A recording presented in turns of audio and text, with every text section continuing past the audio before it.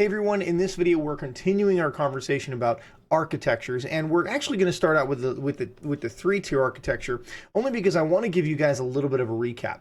Remember that in the three-tier architecture, the reason why we call it three-tier is because we have three tiers. We have our core, our distribution, and our access layer, and each layer is doing a very different job. So at the core, we're talking about speed, we're talking about the opportunity or ability, the functionality to be able to scale this out so we can have another distribution layer connected here. That distribution layer could be a separate building, it could be a separate campus, it can be another floor.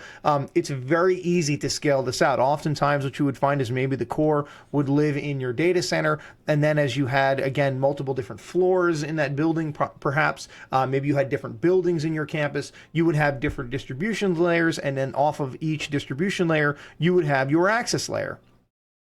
So this was really easy to scale. The three-tier model was built, it was created to maximize your performance and scale, to make things go incredibly fast and incredibly easy to just keep on building onto this.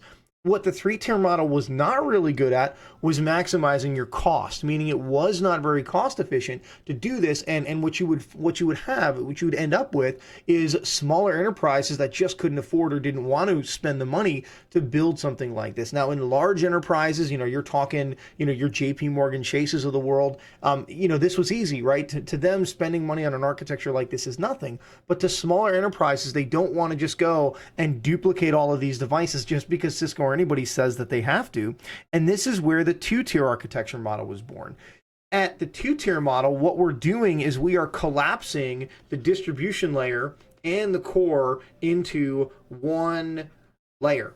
So at this point, the access layer, so down here, this is still going to be your layer 2. This is still where you're going to have all of your VLANs. This is still where you're going to have voice over IP. This is still where you're going to do port security and spanning tree and all those things.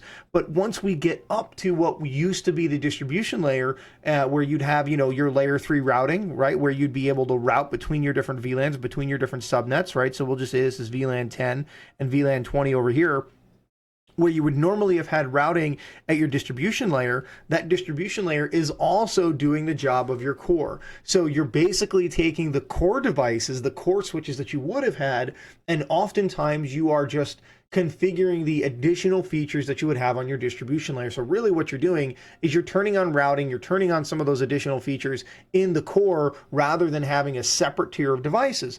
And in doing this, you're able to reduce that cost because, again, most of the time the core switches that you're going to use have the ability to also act as a distribution switch. Again, most of the times they're the same switch in those two tiers. So you're collapsing that into a single tier. And this is, I would say, from my experience, the model that I see widely across all of my customers, the collapsed core model or the two-tier model.